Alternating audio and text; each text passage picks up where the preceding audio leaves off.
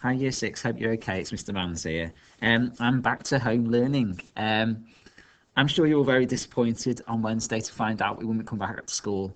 I know I was when I saw the announcement on Tuesday night. But I'm very positive that having done the isolation week we had before Christmas, I know how fantastic you guys did with your home learning. So I'm really positive for the work that we're going to do over the next few weeks.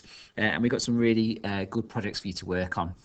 I'm going to introduce the writing today, our English journey, and we're going to do a mini journey building on some of the work that we did before we broke up for Christmas, and it's all about the winter wonderland setting that we did, and actually we had a bit of snow over the holidays, so it will link nicely to this.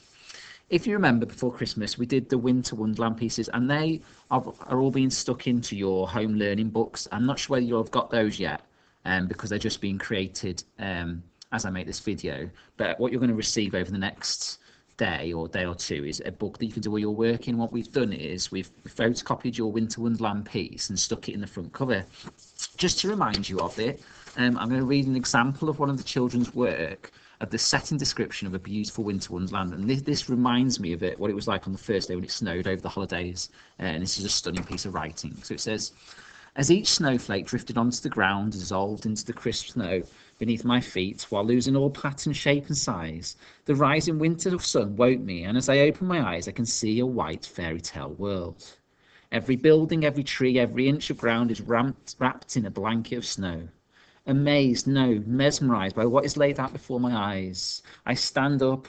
I have the enjoyment of getting to see more of this magnificence. From each tree icicles hang, they look like diamond earrings, and as the light of the horizon reflects off them, the whole village is filled with light. I look past the trees, and straight up above me is a shimmering azure blue sky, and when I look back down I realise the lake has frozen up to make ice skating rinks. I do not go on as I have bought my skates, but it gives me a chance to explore. When I turn around, I notice Christmas trees have sprouted all around. Is it a coincidence? After I explore, I decide to play for a while, although after a while the sky turned a shade darker. It was time to go home. As I arrived back, I did not want to go in. Even the warmth, even the fire, even the laughter, it did not add up to paradise. It did not add up to heaven. Maybe, just maybe, I could stay out just that little bit longer. And that is an amazing setting description written by one of the children in our class. I won't say who it is, but I'm sure they'll recognise it when they read it or when they hear it.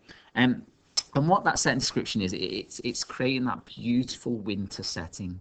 Now, we were going to do this piece of work, we're going to continue this before Christmas. We never actually got round to it, because what I want to do today is look at writing a different winter setting, again based on snow, but we're going to write from a different with a different sort of intention and different moods to the writing. And this is a skill that in year 6 as writers we need to develop, is our ability to write settings that sort of impact on the reader in different ways. So I'm going to read you an example, a bit of a waggle, of another amazing setting description, or a little piece of narrative as such. It's all about winter, but it gives you a very different feel. So although it's another fantastic piece of writing, it's not quite the same mood. And I'll read this one to you. So it says, snow blanketed the suffocated, undisturbed ground. It had been snowing for days, and it was causing havoc in the local community. It started as light as icing sugar sprinkling the ground. However, as the hours stumbled and stretched into days, the local residents were panicking. Thick layers of snow lay on the ground, preventing them from travelling. Rosie was in the middle of the town centre, where she stood frozen to the spot. A cruel wind raced through the deserted streets, and the malicious snowflakes hit her face. She flinched. In front of her, a tall fir tree was slowly being devoured by the snow. The street lamps flickered, and the metal benches groaned under the weight of the thick layers of snow. Underneath her multiple layers of clothes, Rosie trembled. I just want to be home, shouted Rosie to no one in particular, making echoes reverberate around the deserted town square. Why had she insisted on walking back from the party on her own? So again, it's one of those, it's a great adept sort of standard piece of writing. It's really well written with lots of great vocabulary. And this time the intention of the writing is very different. It creates quite a moody and sort of negative tone to it It's very intriguing, it's very suspenseful, and you don't know what's happened. And I really like it as a piece of writing. But it's not that beautiful winter setting. It's something a little bit more sinister and a little bit more eerie. And actually, I've put on this side here, if I just delete this, this is probably the sort of font I would use for writing that sort of description. You can see abandoned, and the slightly different font gives you that feel of this slightly different author with a different way of writing. Now, first little activity for you to do, which is a very quick one. I just want you to pause the video in a second, because all I want you to do is have a look at the example written there. And obviously I'm saying that the writer's intention is to make something a little bit more eerie, a little bit more sinister, not quite as wonderful and wintry and beautiful and magnificent as the first piece that we did, and something that creates a slightly more negative mood.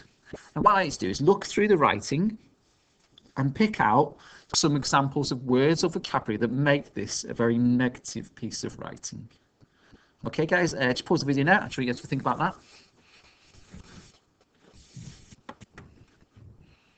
Okay, so hopefully you've had a go at that. Now, I did that myself earlier, and I looked through some of the language that I thought created this sort of very negative, moody description. We've got things like snow blanketed the suffocated, undisturbed ground. So if you were writing it as a very positive piece of writing, you wouldn't write it as suffocating or being undisturbed. The ground can't breathe because it's covered in snow. It says it's been snowing for days. Well, that sounds quite good, but then it was causing havoc in the local community. So havoc's like a bad thing. It's making me think, well, what's it called? People can't drive, they can't get around. So again, it creates that negative tone.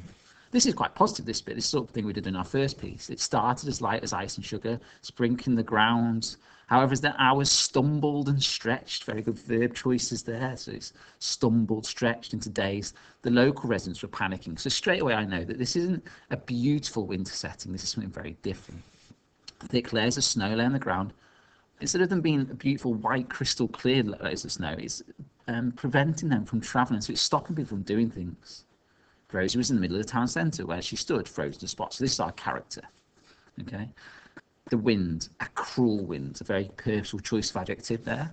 A cruel wind raced through the deserted streets, there's no one about. And the malicious snowflakes, so the snowflakes, they're not nice snowflakes, they're malicious snowflakes. Okay, so lots of the language, like delicate snowflakes we used in our first piece, we're not using them now. She flinched. If you think of someone flinching, you've got this, I've got this picture in my head now of this character, this girl, Rosie, just standing still to the spot. In front of her, tall fir tree was slowly being devoured by snow. Okay, the street lamps flickered and the metal benches groaned as more language, again, it's been negative, under the weight of the thick layers of snow. Underneath her multiple layers of clothes, even that tells you she's wearing lots of clothes because she's so cold. Rosie trembled. There you go, she's freezing, she's cold. I just want to be home, shouted Rosie to no one in particular, making echoes reverberate around the deserted town square. Again, it's the idea of no one being there, so she's lost. And I really like this bit of suspense in there. Why had she insisted on walking back from the party on her own? Okay, so it's quite a mature piece. It's a very high quality piece. It's the start to a story, actually. And it gives you this idea of this poor character, Rosie, just lost out in the cold. And it intrigues you as a reader. And again, it's describing the winter setting. You get a very good description of the winter setting, like the one we did for the Winter Wonderland piece. But this time, it has a more negative tone to it. So your activity today, what I'd like you to do, is I want you to think about this passage of writing as a reader. And I want you to, if you're a really good reader, these are the sorts of things you'd be doing. Well, you should have lots of questions in your head. So what questions you have about the text? Are there any parts of this you want to question? Where is she? What's she doing? Why did she leave the party early? How long has it been snowing for? There are lots of questions that come into my head as I read this piece. So one of the first things I want you to do today is go through this piece and write down lots of questions that you have.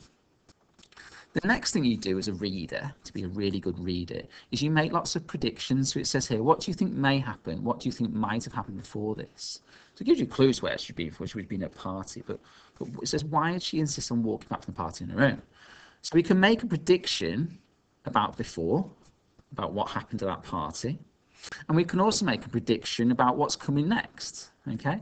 And we don't know whether our answers will be right or wrong. We just use clues from the text to form prediction ideas in our head. And again, as readers, that's how we get interested in reading, because we're always guessing what's coming up or guessing what's happened before. So we can make lots of predictions. So you'll have some predictions in your head. There's no right or wrong answer. Another really good thing that readers do is they make connections. So does this remind you of anything else? Any stories you've read? Any films you've seen? Or have you ever been in a situation similar to something like this where you've kind of been lost or alone? Or I tell you, the first thing, the connection I make is as when I read the Winter Wonderland piece at the start, that beautiful piece of writing about this wonderful winter setting, that reminded me of the first day of snow we had. And then I went out a few days later, towards the end of the school holidays, I went out with my son walking one of the golf courses because we thought we'd go out in the snow, but it'd all gone really icy and it was actually really cold and slushy. And it was freezing cold wind, and it was actually not as nice as that first day when we went out playing in the snow. So I instantly, as a reader, I had this connection to sort of that feeling of my own idea of what snow's like. Sometimes you go, it's that beautiful soft snow that first comes down. But after 6 or 7 days, the snow sort of goes icy and slushy. It's not quite so nice. Connections I make. Well, there could be to absolutely anything. Have you read any stories or any books that have winter settings? And perhaps any stories or books that have got this sort of like more negative tone to a winter setting. And again, the same with any films. Does it remind you of any films you've watched recently? Not necessarily a sort of a year 6 style text as such, but I watched Frozen the other day with my little boy, and again, parts of this relate to Frozen. I can sort of picture this setting in that film there. So think about films you've watched. Any books you've read, does you've got any connections to things you've been in yourself? And then the final thing we do as a reader is how's it impact on you? How does this story make you feel? How does this opening make you feel? What emotions does it evoke in you? And it could be that you find it quite interesting. It could be finding it quite intriguing, and why you find it intriguing and interesting. It could be that it makes you feel quite worried because you're worried about the girl. It could make you actually almost feel like a little bit, it makes me feel a little bit cold. It makes me shiver a little bit because I can imagine that cruel wind in the cold. Okay, so those are the sorts of things that you need to be thinking about as a reader when you're reading as a reader. And today's activity, what I'd like you to do is have a go at doing a piece of work that sort of shows all those things. So I've put a couple of examples of how you can set this out. Now, if you've got a printer at home, you can cut up the piece that's attached to one of the documents, and you could print it out and cut it out and stick it in the middle like it is on the left-hand side. And then around it, I want you to write all your questions that you've got to do with the text that come into your head as you go through it. And you can start from the start and work through to the end of what questions have you got to ask. You could write some of the connections, some books that this relates to that you've read before, or any films you've watched in mind of, or even if it's any connection of your own. Make some predictions, predict about what happened before, predict about what happened after, and also just how it makes you feel as a reader. What do you think of this piece of writing? Does it appeal to you? How does it make you feel? Can you imagine what it's like to be Rosie in this situation? Does it make you feel quite scared, or does it make you feel quite interested, intrigued, excited almost to see what comes next? Because although it's quite a negative piece of writing, it's a very interesting piece of writing. It sets the tone for a story. And again, if you haven't got a printer, it makes no difference whatsoever. You don't need to print out the piece of writing, just look at it on screen. But on the right-hand side there's another way you could set it out, just writing abandoned in the middle, and again, doing the same sort of activity with all the ideas around the outside. I put a little stretch on there for you to do as well if you complete all that. Do you think the author achieved their intention? So did they achieve their intention of making quite a negative winter moody setting? And also remember that ultimately the writer's trying to get you to want to read on. And do you think it achieves that? Does it interest you? That's kind of one of those questions you might get in a comprehension. Has the author achieved their intention? Yes, no, maybe. And then it's sort of justify your answer. Well, can you give reasons for your answer? Okay, and why you think whatever you think. That's a bit of a stretch thing you could do around it as well. They're just a couple of ideas for how you set this piece of work out. But I'd like you to be quite creative with your home learning. Especially being year 6, you can set it out in many different ways as long as you do the general task. And the general task is to look at that piece of writing, analyze it, and think of questions you want to ask, any connections you can make, any predictions you make, and how it makes you feel. And if you want to choose to set it out a bit like one of those ideas I've done there, that's fine. Or if you come up with a more creative or different way of setting it out, that's also fine. Okay. Don't forget to log into the live chat if you've got any questions or want to talk about that piece of writing, talk about the work you've done. And I hope you enjoy that, guys. What we're going to do through the rest of this week is we're going to write a comparative description of a negative wind setting, a bit like this one, that's going to go against our positive description that we wrote before Christmas. And they're going to look really, really good next to each other. All right, guys, I hope you enjoyed that, and I'll speak to you later. Bye.